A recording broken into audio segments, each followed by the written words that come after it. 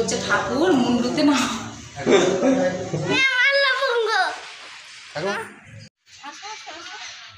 Hello বন্ধুরা, আমি অয়ন্তিকা চ্যানেলে তোমাদের অনেক অনেক হ্যাঁ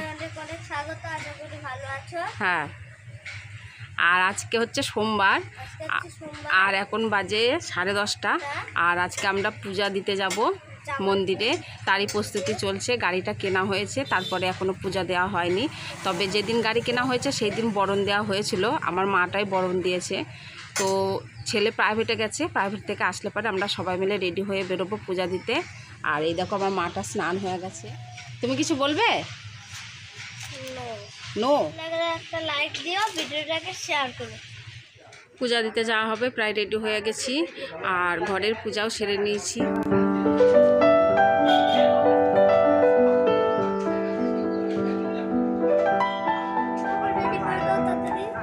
বাবা আসুক, তারপরে রেডি হবে, ঠিক আছে? বাবা কোনে গেছে? বাবা স্নান করতে গেছে, দাদা স্নান করছে, আমরা এক্ষুনি যাব। তো চলো তোমাদের সাথে আবার মন্দিরে গিয়ে দেখা হচ্ছে। বাবা, হ্যাঁ, তুই আর বাবা আর আমি তিনজনে যাব। দাদাকে নেবে না কেন? দাদাকে নেবে না কেন? দাদার গাড়িতে হাত দেওয়া যাবে না। কেন যাবে না? সেদিন অ্যাক্সিডেন্ট হয়েছিল তাই? হ্যাঁ। তাই দাদার গাড়িতে হাত দেওয়া যাবে না? তোমার তো বেশ মনে আছে। তো অয়ন্তিকাকে যদি ভালো লাগে তোমরা অয়ন্তিকাকে সাপোর্ট করো, আর অয়ন্তিকার পাশে থেকো, ভিডিওটাকে শেয়ার করো। তো চলো আবার মন্দিরে গিয়ে দেখা হচ্ছে। চোখ ছাড়ো, চোখ ছাড়ো, চোখ একদম ধরবে না। ঠিক আছে, খেয়ালই নাই একাদশী। ঠিক আছে। তো অয়ন্তিকার বাবা এখনও রেডি হয়নি, আর 11:15 বাজে। ঠাকুরমশাই মন্দিরে চলে আসতে পারে।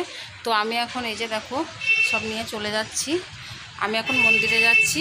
আর ওই যে দেখো দাদা গাড়ি নিয়ে কি করছে। আর এই যে দেখো অয়ন্তিকা বসে রয়েছে। অয়ন্তিকা চোখ আবার চোখ ধরেছে। অয়ন্তিকা বসে রয়েছে, ওর বাবা যখন আসবে ওরা তিনজনে একসঙ্গে যাবে। তো আমি এখন মন্দিরে যাচ্ছি। তো চলো আবার দেখা হবে। অয়ন্তিকা তুই বারবার চোখে হাত দিচ্ছিস কেন মা?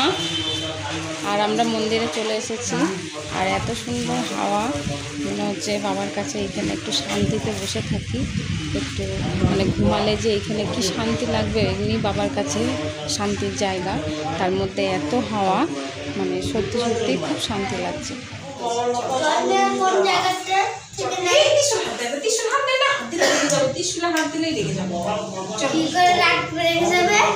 বলছে ঠাকুর মুন্ডুতে না।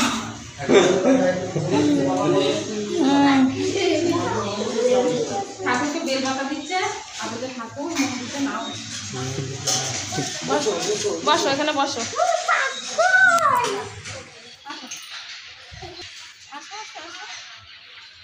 মন্দিরে এলে একটু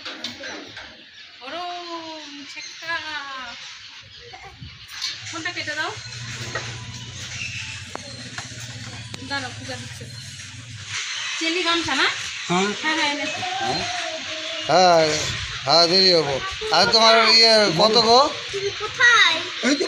আচ্ছা, আমি অনলাইনে পাঠিয়ে দেবো নি। ঠিক আছে।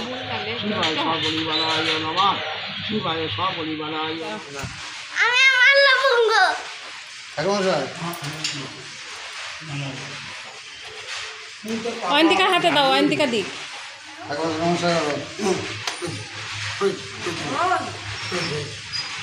হয়েছে হয়েছে, ওরা বিস্কুট খেয়েছো, ঠিক বলছো। দাদা বললে 3টে। বসো, এখানে বসো একটু। খুব শান্তি লাগছে জানেন মন্দিরে এসে। মন্দিরে এসে ভীষণ শান্তি লাগছে। আর আমি কয় মাস পর এলাম, প্রায় 4-5 মাস পর এলাম।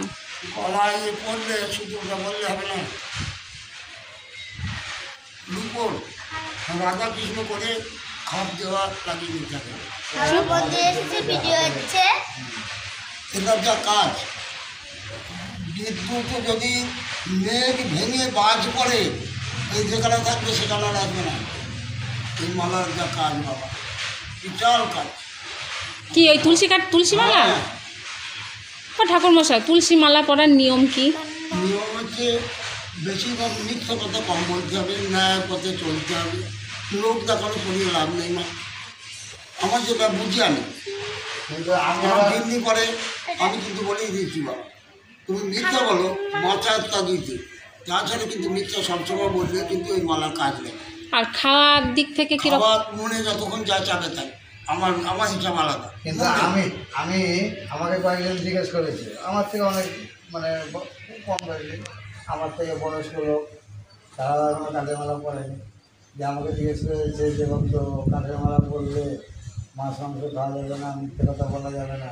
আমরা সব করা যাবে, মিথ্যে কথা বলা যাবে, মাছ মাংস খাওয়া যাবে, তুমি যদি কোনো কুকর্ম করো সেটাও করা যাবে, কিন্তু ওইটা পড়ার পরে আস্তে আস্তে মন থেকে ওগুলো সবই উঠে যাবে। যদি আমি তাকে বলি যে তুমি কাঁধে মালা পড়বা, কিন্তু কাঁধে মালা বললে মাছ মাংস খেতে পারবা না, মিথ্যে কথা বলতে পারবা না, ঠিক আছে, তুমি হচ্ছে কোনো কুকর্ম করতে পারবা না, সে কোনোদিন কাঁধে মালা পড়বে না। আমি কি বলবো, আমার কাছে কথা হচ্ছে সে কাঁধে মালা পড়ুক, এই বারণ করবে, কাঁধে মালা পড়ুক। একটা কুকর্ম করতে যাওয়ার সময় হয়তো আগে করছে মনের জোরে, গায়ের জোরে, কালো করছে গায়ের জোরে, পরশুদিন একটু বিবেকে জাগ দেবে, কাঁধে মালা করছে ঠিক আছে করবো, ওই যে ওর বিবেকে জাগ এ বলে দেবে। সুতরাং একে পড়ার সময় আমি কাউকে নিষেধ করি না যে তুমি এটা করবে না, ওটা করবে না, ওইটা নিষেধ করলে সে পড়বে না। আমার কাছে কথা হচ্ছে সে আগে পড়ুক, পড়ার পরে আমি মাংস খাচ্ছি না, এইখানে সবাই বসে নিরামিষ খাচ্ছে, আমি একা মাংস করি না, খাবো না, মন থেকে উঠে যাবে। ইতিমধ্যে কাজ আছে, হ্যাঁ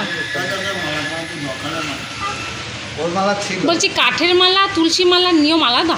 একই কাঠের মালাটাই হচ্ছে তুলসী মালা, এমনি যেটা বেলের মালা, হ্যাঁ এমনি যে অনুষ্ঠানে শ্রাদ্ধ অনুষ্ঠান, বিয়ে অনুষ্ঠান, ওগুলো হচ্ছে বেল কাঠের মালা। বেলের যে আমরা খাই যে মালাইটা ফেলে দেওয়া হয়, ওইটাকে মেশিন দ্বারা মানে হাত মেশিন দ্বারা ডিলের মতো ওইটা দিয়ে ফুটো করে মালা তৈরি করে।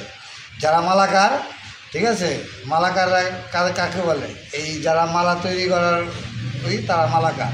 আমরা তন্তু ভাই, আমরা যেমন কাপড় তৈরি করি, ঠাকুরমশাইরা পুরোহিত ব্রাহ্মণ, এনারা পূজা করে, যার যার একটা টাইটেলটা ভাগ হয়েছে কাজের উপর ভিত্তি করে, তাই তো ঠাকুরমশাই?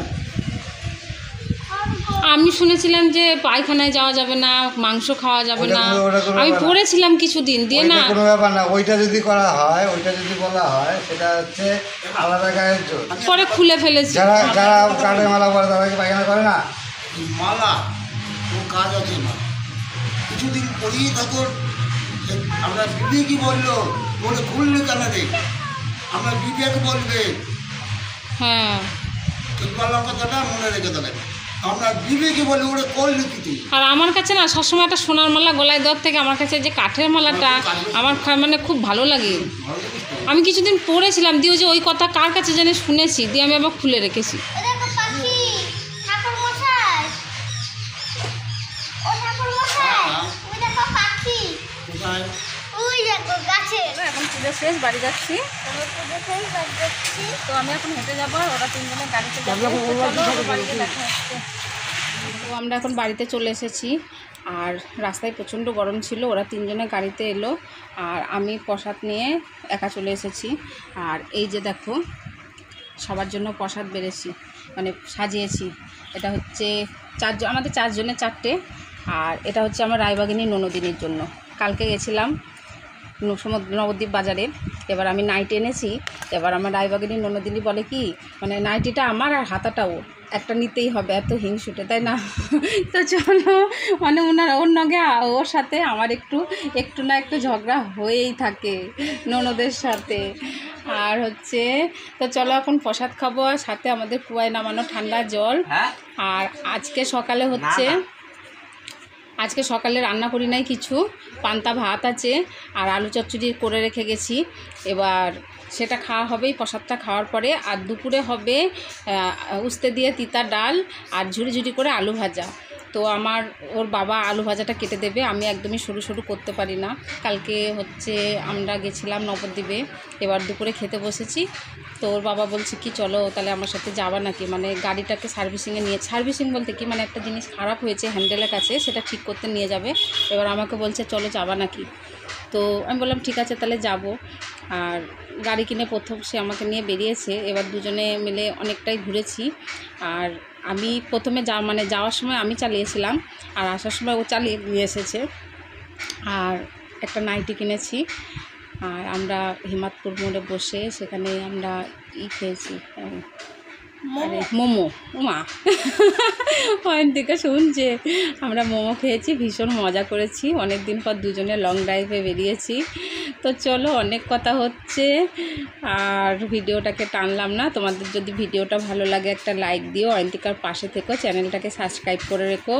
তো টাটা। এই টাটা দে পেয়েছি, ও প্রসাদ খেতে ব্যস্ত। দাও টাটা। টাটা। টাটা।